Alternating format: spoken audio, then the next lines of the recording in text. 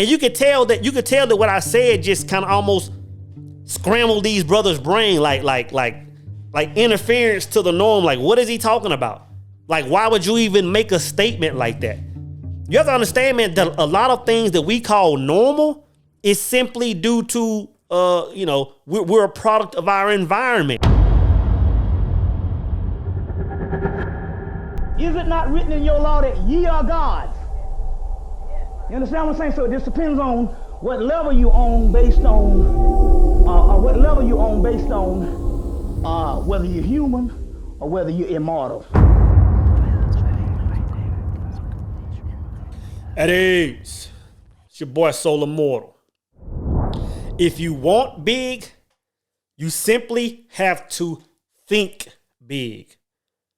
If you want big, you simply have to think big. Now here in the last few videos, we've been talking about mind. We've been talking about self. We've been talking about knowledge of self, knowledge of ego. We've been talking about how to stay plugged into self, or how to stay plugged into mind, because mind is our prayer. Mind is our constant energy, right? But what we haven't talked about is the importance of the things that we place in mind, right? You know, when I was, back when my son was little, man, we used to, and I talk about this, we used to love going to Chuck E. Cheese, man. He thought Chuck E. Cheese was like the only restaurant on the planet. And man, we could go to Chuck E. Cheese and we would be there for what seemed like hours, bro. We playing all these games. He's accumulating all these coupons, and when it's all said and done, he's taking all these coupons and he's putting them on the counter, getting ready to pick a prize. They had skateboards on the wall. They had, PlayStations and remote control cars on the wall. And he was thinking that since he had this bundle of tickets, he was going to get one of these grand prizes, right? He would put his tickets on the table, man. They would be like, yeah, you can pick from one of these, lollipops or Tootsie Rolls, or you can get the small keychain, right? And in his mind, he can understand why he had put so much work in only to get, the crumbs on the table as far as prizes. When it comes to what we have to choose from in this world, brothers, like it's the very opposite of that.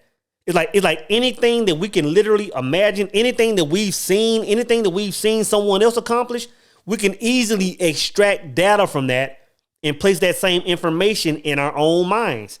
Like there's absolutely no difference. And you've heard many philosophers and motivational speakers say things like it takes no more effort, mental effort, to be homeless as it does to be, a person that's achieving great things, right? It makes me think of my partner, man, brother here in Dallas, Texas, Lone Star Music, man. He's also a member of the Power Circle, man. And one day we were in the Power Circle and just kind of chopping about certain things, talking about the mind and talking about thinking great and doing big things. And the brother said, man, back in, I want to say he said 2014, the brother was just like, just living a normal life, man. He said, you know what? He's a producer. He said, you know what? I want to become a platinum album producer, right? And he said at the time, man, he had nothing. Even to start his grind, he had to go outside the box just to get some music to start working with, to start putting stuff out, for artists, right?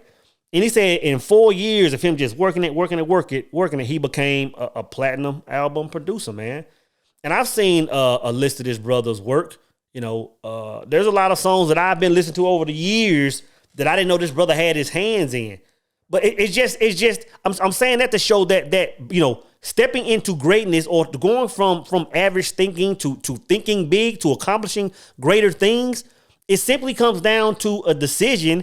And it simply comes down to, sending better emails to our minds, sending better data to the fifth dimension, man, sending better information to our spirits, right? So today I want to talk about the three things actually that keep us from thinking big. The three things that keep us from even thinking big, right? Now the first one is validation, brothers. Yes, validation. I know usually when we hear the word validation, we associate it with, Instagram models that are doing certain things to get the approval, or to get guys to start, acting a certain way. But I'm telling you, when it comes to us thinking bigger, going toward bigger things, validation is huge. See, a lot of times, brothers, like when we're just, I always talk about at work at the water cooler, or we in a group chat, or if we just out, hanging with the boys or whatever, right? We'll run an idea. We'll kind of just toss an idea out there. I'm like, hey man, I've been thinking about, starting a so-and-so business. I've been thinking about going to law school. Just as a feeler to see what everybody else is gonna say. Sometimes we'll make a post on social media just to see if our peers will co-sign for us, and you know what? Like, you should go be great.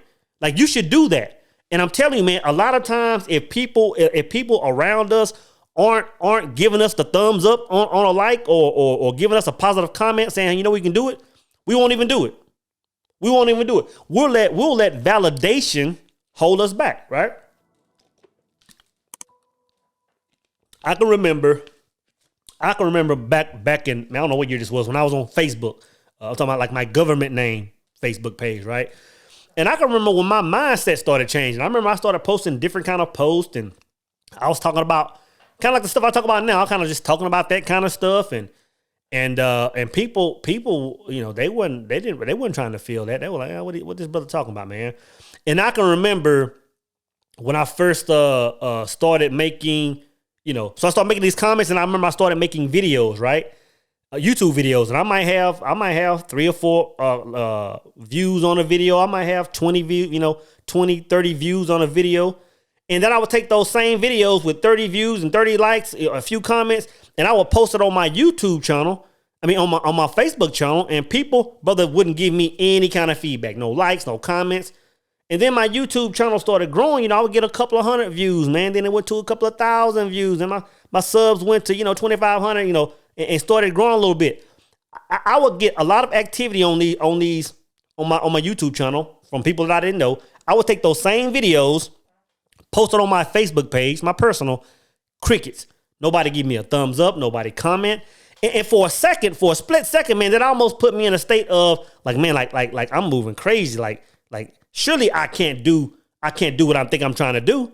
You know what I'm saying? And I started to pull back, man, and it put me like in a shell where I was like, man, I'm thinking too big. I'm trying to do something outside the box, right? I've been hearing this meme go around on IG. Not a meme, it's a reel, and I think it's a young lady's voice, and she says the reason why a lot of your friends won't support you is because they know that they came from, the exact same hood as you, the exact same school as you. Like they played on the exact same playground as you. They done went through the same trials and tribulation as you, except you're trying to do something different. You're trying to do something great. You're stepping outside the box. And instead they won't support you because they had that same opportunity.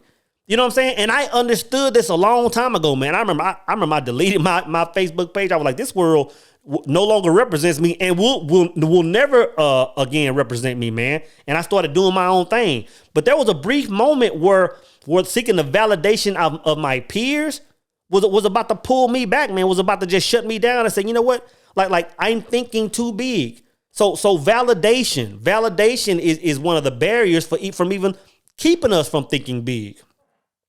The second one is invisible ceilings. Invisible ceilings. Now, I don't know the exact quote, but you hear it all the time where people will say things like show me your friends and I can show you your future. There's a few quotes surrounding that type statement, right? Brother, that is the truest thing. And even before I heard that quote, I learned this a long time ago, man, that the people you rubbing elbows with, on the weekends, the brothers that you texting, the people that you hanging with on a regular basis, the people you're swapping ideas with, like there's an invisible ceiling there. Like nobody may ever say, hey, you know what? This is what we're going to accomplish. Like this is our goal. Or this is you have to understand that there's an underlying ceiling there. You know what I'm saying? Whatever the mindset of your friends, like you will not exceed that, man. You will not exceed that, man. I know in the Power Circle here a few weeks ago, man, we've been talking about shooting for the moon. And the main thing is as brothers, we all want, in the Power Circle, we all make sure that ceiling is removed. Like there is no ceiling, man. Like if that's not the mindset, you're pretty much in the wrong. You're pretty much in the wrong room. I've said this before. And I don't know if I said this on a recipe. I don't know if I said this on a video a couple years ago. But there was a point in time where I was living in Georgia, right?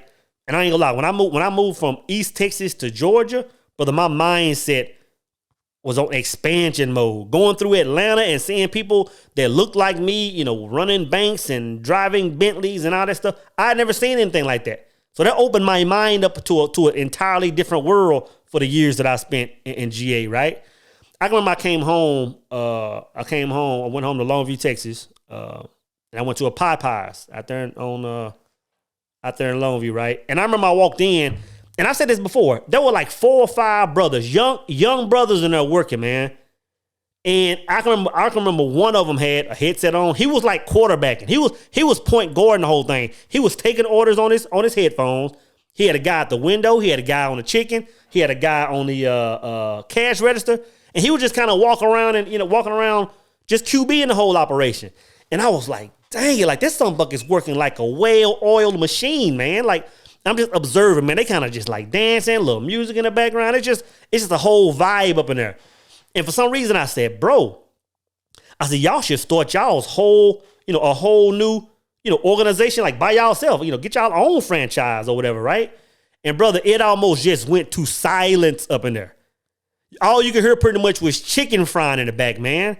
And you could tell that what I said just kind of almost scrambled these brothers' brain, like interference to the norm. Like, what is he talking about?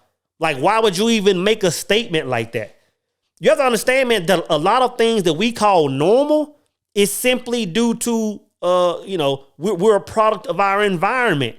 The neighborhood you grew up in, the school you went to, the city you grew in. There may be barriers on your city that you don't even know, man. I made a video and I said, at some point, every brother should get outside of his city, right? I'm telling you, man, because when you're living in a situation, you don't even understand that you're living in a small globe until you can get out and see something different. I'm telling you, man, these brothers that I saw, they could have been achieving greatness. And I'm hoping that me just saying that one statement just planted a seed, and maybe years later, it said, they thought that, hey, maybe we should be doing something, larger, right? I'm telling you, man, when it comes to thinking big, it's just a matter of when it comes to a matter of being big, it's a matter of thinking big, man. I can remember there was an interview with Snoop Dogg. I don't know how old it is. I just saw it like within the last, 3 or 4 months. And I can't even remember who was interviewing Snoop.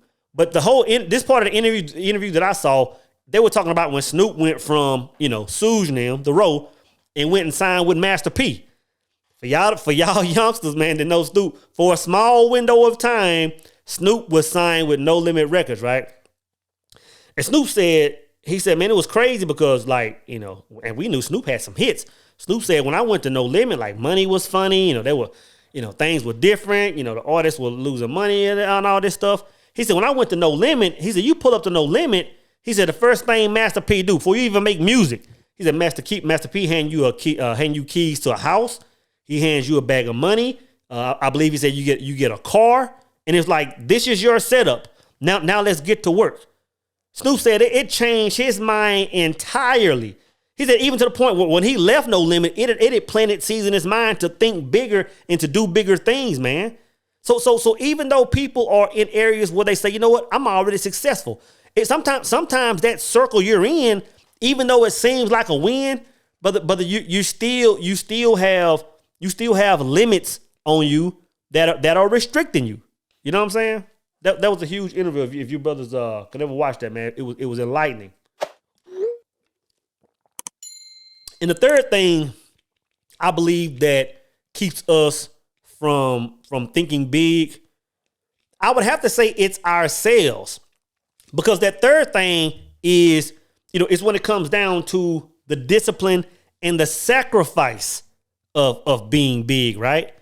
See, everybody, all of us, all of us can sit back and look at someone in our career fields or in our passion, whether it's music, whether it's, I want to be an artist, I want to be, an athlete, I want to be an entertainer, any career field. I want to be I want to own a salon, whatever. We can look at anybody in any field and say, you know what? I see where they are. In this age of Instagram and social media, it's like, you know what? Now I can see what they do. I can see exactly what they do on a daily basis to get there. But I'm telling you, a lot of people aren't willing to put that work in, man. I'm going to tell you, it's easy. I'm going to tell you, it's very easy. When I say easy, the word I'm really looking for is like, comforting. It's comforting, man. There's a level of comfort to be able to wake up in the morning and say to yourself, I just got to be at this place, at this address at 9:00. And once I get there, like, I pretty much don't even have to think anymore. I don't really have to, I know every day I got to put this exact same amount of work in. I know what obstacles are going to come my way. I already have a blueprint on how to mitigate them. At 5:00, I can clock out and I can go home and I can just forget about everything that I did between 9 and 5. And I can just, go home and just, and kiss the wife, play with the kids, pet the dog. And that's life. There's a comfort to that, man. Like there's a real comfort to not having to deal with a lot of stuff. A lot of people understand the path on how to, get to bigger things in life. They even know how to think big. They just don't want to, go through the discipline and go and face the sacrifice of what it's going to take to achieve it. I'm telling you, man, even when it comes to something like, it's easy to point out people in the fitness industry. Like it takes a lot of discipline and sacrifice. I mean, you got to start getting up 3 or 4 in the morning. You got to start eating certain foods. You got to start thinking about macros and micros and calories. You got to, go out with your boys and say, I can't drink no brewskis today. I got to eat lean this. I got to eat vegetables, right? It's easy. You know how many brothers I know, going back to Brother Lone Star, there are several brothers that have a full studio in their home, enough equipment to make a complete album, but don't want to put the work in. Man, when I hear some of them brothers talk about, what's his name? Like Lil Wayne, for example. Lil Wayne pretty much lives in the studio, or at least he did back in the days. When you talk about that brother Dirk, they were talking about that brother Dirk. They said if he not in the studio, he pretty much just leaves to go to the bathroom, get something to eat. He lives in the studio. I'm telling you, man, a lot of people aren't willing to put that work in. A lot of people aren't willing to put that work in. So sometimes it's not a matter of thinking big. It's a matter of being big. Because once you start thinking big and it becomes your prayer, now it becomes you acting as if. It becomes you being what you sent up there, right? And if you can't maintain, if you can't step into that prayer and never come out of it, brother, you're not built for that life, man. You're not built for that life. But I'm telling you, brothers, if you want to be big, if you want to do greater things, if you want to see, higher levels in life, like the opportunity is there. There is no pool of toys like Chuck E. Cheese. There's no pool of candy and Tootsie Rolls and suckers that we can choose from. See, a lot of times society, I'll use that word, teaches us that, you come from over here or you went to this school or you didn't go to this school. Oh yeah, you pick from the Tootsie Rolls and lollipops, where the people that went to Princeton and Harvard and the HBCUs, they can get the PlayStations off the wall. It don't work like that, brother. If you can see it, all you have to do is vibrate with it, man. All you have to do, like I said, is send those mental emails to the mind. Once you send it to the mind, it becomes constant. Once it becomes constant, brother, you plug into it and you never come out of it. You never come out of it, man. I'm telling you, brothers. I'm telling you. My thing is this, man. My thing is, I know that when it's all said and done, I know that when I'm laying on my deathbed at 100 years old, inshallah, right? I want to look back and say, you know what? Like I have no regrets. I want to look back and say, you know what? I swung for the fence. Like I swung for the bleachers, bro. I swung for the parking lot. And I think if any man on this planet is gonna live his life, that's how he should live. You know, I use example all the time of my son playing PlayStation, man. You know, like when I'm on there playing the game with him and he's playing, it's like, no, brother, like don't just go in there and roam around the world. Like, get as many points as you can, man. Get as much equipment, get all the cars you like experience the thing to its fullest. That's how we should be living our lives, brothers.